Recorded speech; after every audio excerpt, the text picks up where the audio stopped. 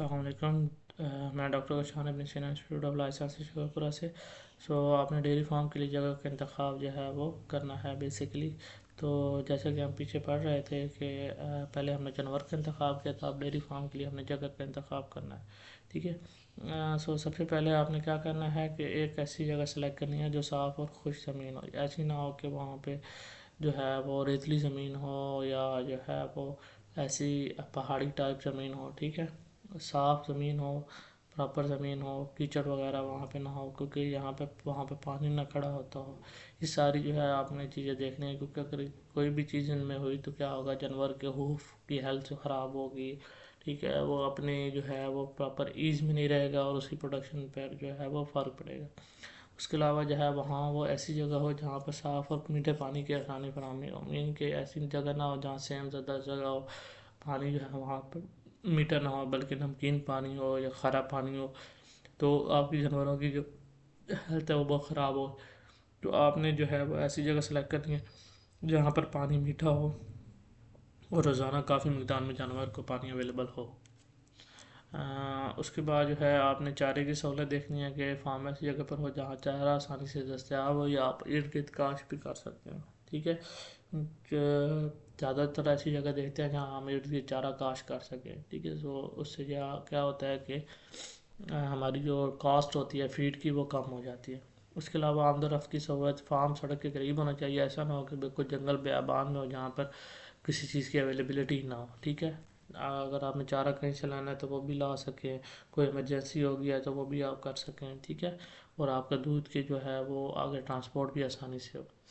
ہوا اور روشنی کھلی اور ہوادار جگہ ہونا چاہیے، بالکل کنجسٹڈ ایریا میں ہم جو ہے الاؤ نہیں کرتے کہ جیسے کہ آپ کالونیز وغیرہ میں جہاں ایریا بہت کم ہوتا ہے وہاں فارم بنائے تو وہ ایریا کنجسٹڈ ہوتا ہے، ٹھیک ہے۔ ہوا کی پراپر جو ہے وہ آمد و رفت نہیں ہوتی ہے، جس کی وجہ سے جو ہے وہ جانور کی ہیلتھ جو ہے وہ خراب ہوتی ہے۔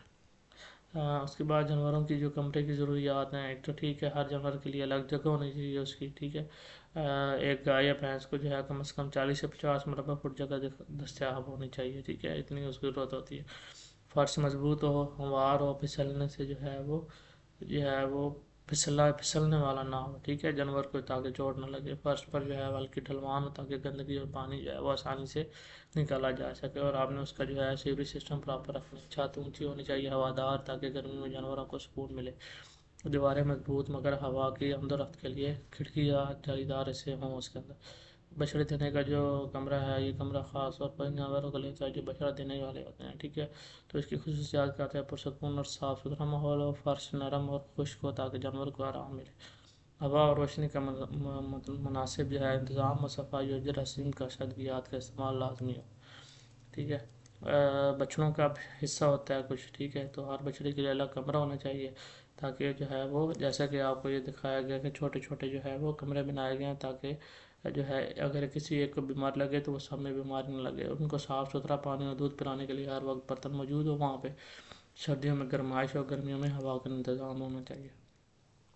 ملکنگ روم ان کے لیے علیحدہ ہونا چاہیے، ٹھیک ہے، جہاں پر ان کا جو ہے وہ ملکنگ کی جا سکے، ٹھیک ہے۔ صاف ستھرا اور جراثیم کا پاک ماحول ہونا چاہیے اس کے اندر۔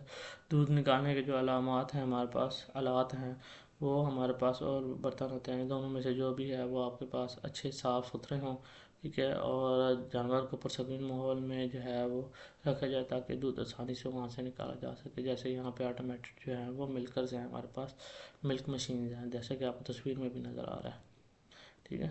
تو یہ ضروریات ہیں، اس کو پورا کرنا چاہیے ڈیری فارمنگ کے لیے۔ جب آپ جائیں گے تو مزید کوئی سوال ہو تو آپ پوچھ سکتے ہیں۔ اللہ حافظ۔